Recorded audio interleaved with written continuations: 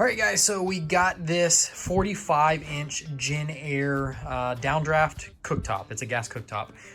When I was testing it out, I'm not getting spark on a couple of the burners. So we're going to actually change out some of the, if you look when we do that. So those two have spark. This one has spark. That one does not, and these two do not either. So what we are going to do is change out some of the igniters, the spark igniters. I'm drawing a blank of what these are called, but these are actually what are up inside the burners right here. So we're going to pull these panels out, these inserts, they just pop out. So you can just pick up on one side, slide it,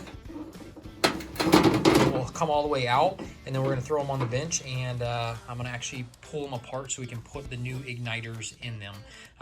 And yeah, one thing you can do to test to see if these are the problem that you're having, let me see, is put a screwdriver, and be careful if you touch any of the frame when you're testing this. Let's get it on ignite. You can see those are going on. That one's going on, this one's not. If you can put the screwdriver down next to it, you can see it ignites. So that's how we know we're getting power there. Same with this. Same with this. So we're getting power there, but the igniters are weak. That's how we know that the igniters are bad. So I'm going to go ahead and pull one apart, and we will actually change that. I'll show you guys how to do that. All right, guys, so we have the burner. Now that we are going to change out the igniter, it looks like this. So we're actually going to turn it upside down. And there are, I think, 6 screws that we are gonna have to remove. You have 2 over here, 1 down here on this end, 1 on the top, and then 3 more back on this side. Let me make sure, yep, you should be able to see that. So you do not have to take these 2 off. These 2 screws are just for the case. You don't have to mess with those, only the ones on the side. So I'm gonna go ahead and pop these off real quick.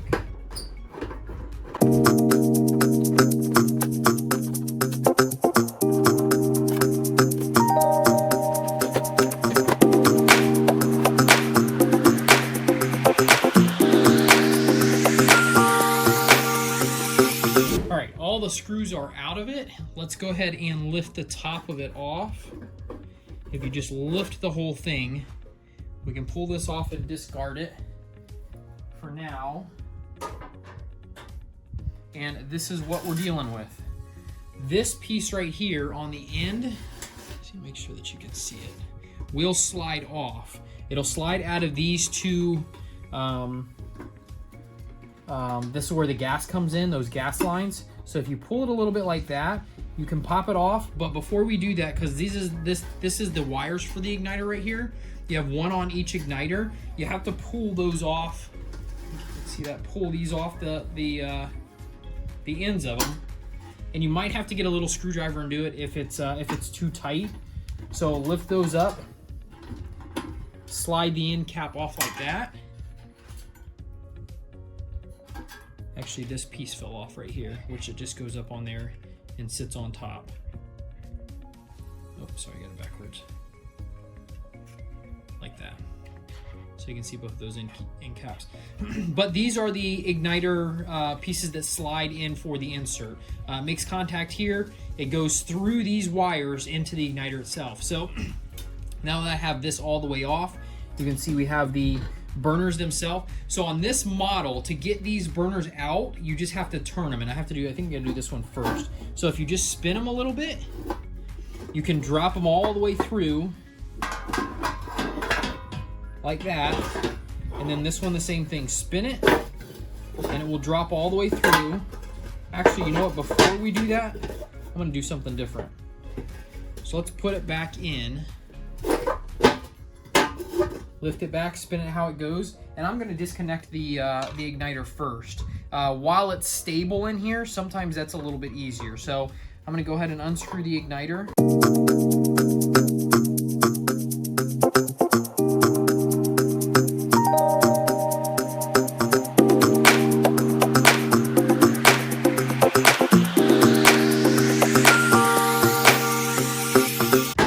how it looks. So you can see if you go down with it, it cups in, and that's how it goes in. So that's that one. I'm gonna go ahead and grab the new one. We'll stick it in there and see if I can still get it lined up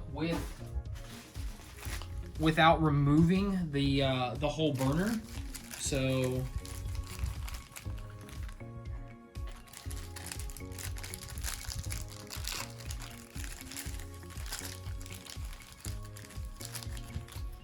here's the new igniter against the old igniter.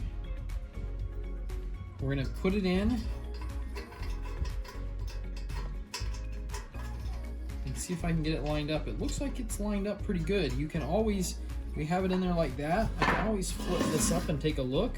And as you can see that right there, it looks like it is in there pretty good. Pull it a little bit just to get it nice and tight so it's flush in there.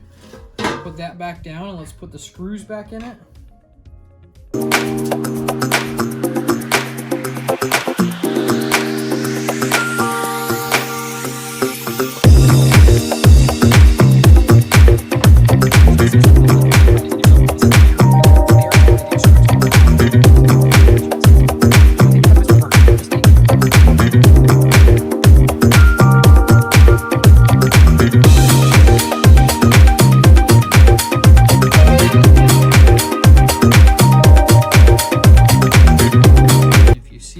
Push that in like that, pull it out. There's the old one.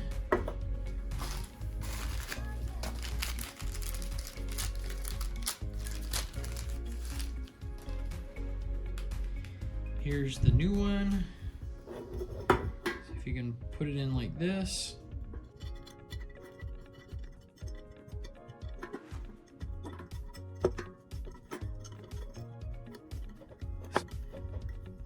Slide it in. You want to make sure that that little ceramic coating, you want to make sure this isn't touching the actual burner. That ceramic coating is keeping it away so it has the ability to spark.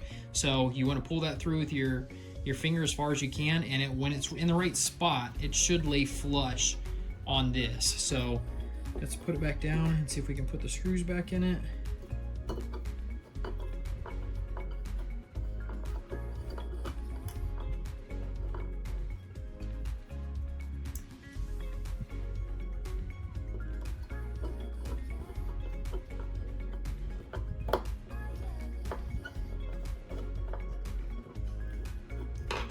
Beautiful. Now again, to pull these burners out, they go up in, and then they fit in a little channel, so it won't go all the way in. If you turn it a little bit clockwise, once you get it in there, you can find the little channel, the groove that it actually goes up in.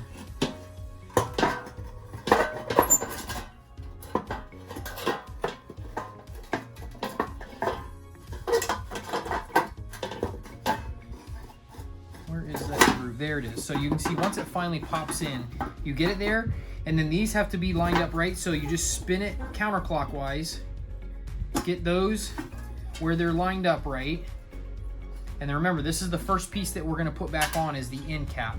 Make sure the two plastic pieces, those are spacers right there, make sure those are in.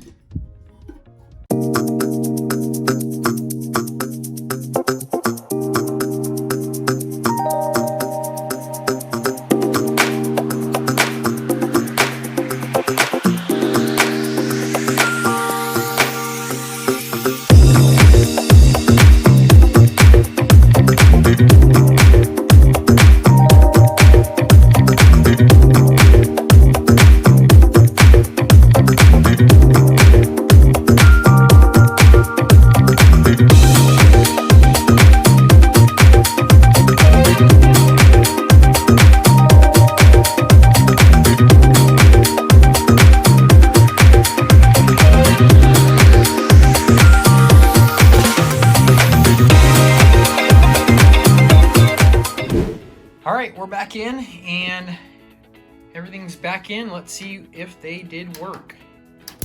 Get these to ignite. So these still two are over here working. That one's still working, but the back one's not. And the two that we just put in, you can see they got nice bright sparks on them, so they are ready to go.